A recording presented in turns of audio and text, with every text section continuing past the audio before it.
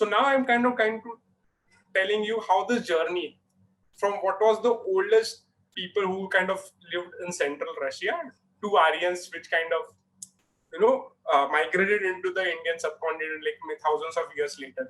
Now this is the entire Eurasian landmass, which kind of covers from India at the bottom to kind of Spain, United Kingdom at the left-hand corner. This is what is archaeologists and leading linguists and genetics have kind of theorized. So the original speakers of the Indo-European group of languages kind of originate somewhere in the grasslands of Ukraine and Russia around 4,500 BC, which is around more than 6,500 years ago. From there, so around 4,000 BC, a certain group of people migrated into today what is northern Turkey. In fact, this migration led to the kind of the origin of the Hittite in the future. There is another group of people which kind of left this area at around 3,500 years ago. These people went into what is today, Western China. In fact, there is a massive amount of culture which is very European in nature, which kind of exists at the fringes of Chinese religion or culture. And there's a massive problem for China to kind of explain it to their people is why does European culture exist in their lands. So it is a cause for Chinese nationalism. So they're trying to suppress it. But yes, around 5,500 years ago, big group of people went in from Ukraine to China and also carried a group of language family with them. In fact, if you want to know more about it, there's something called the mummies of Chinese desert. You guys should read about it. Now, what happened is of the people who kind of stayed back in the Ukrainian and Russian steppes, created a civilization which is called the Yamnaya.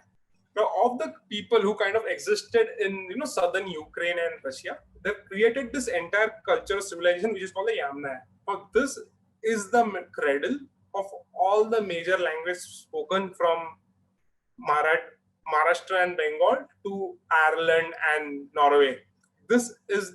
So the word Yamnaya kind of is the name of the place where this culture was first discovered. This civilization kind of broke into two parts. The one on the left, CWC, which is what we call the corded ware culture. And the second on the right, which kind of migrated eastwards, is called the Eastern Yamnaya.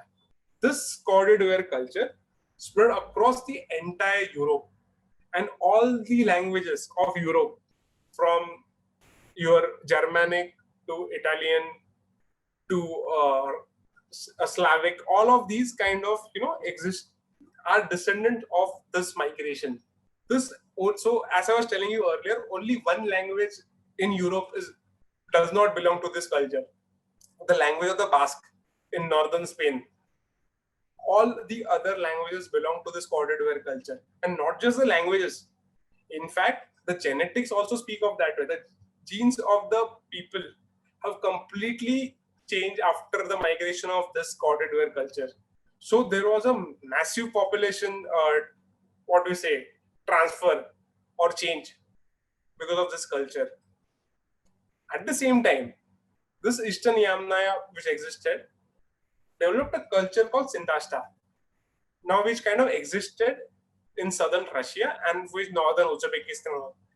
The oldest chariots in the world were like war chariots were developed by this culture. So this was a very advanced culture.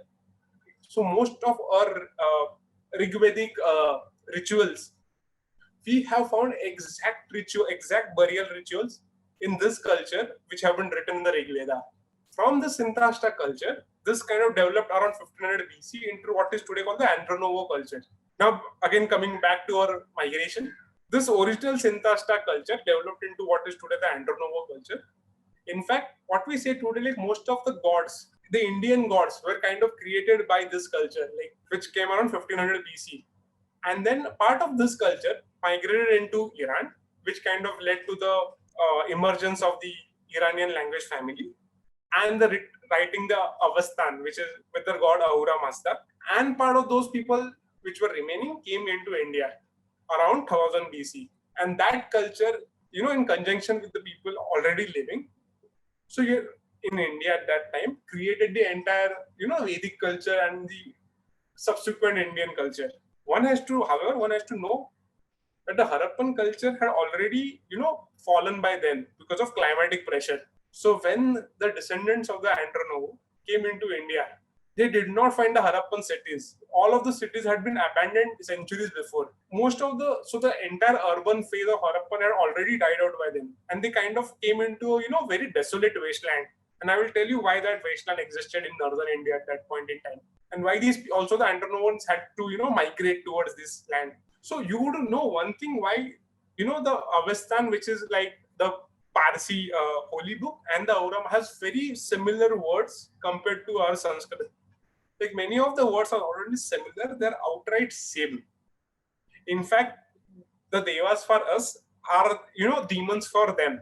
So that's how our books and their original books are kind of similar.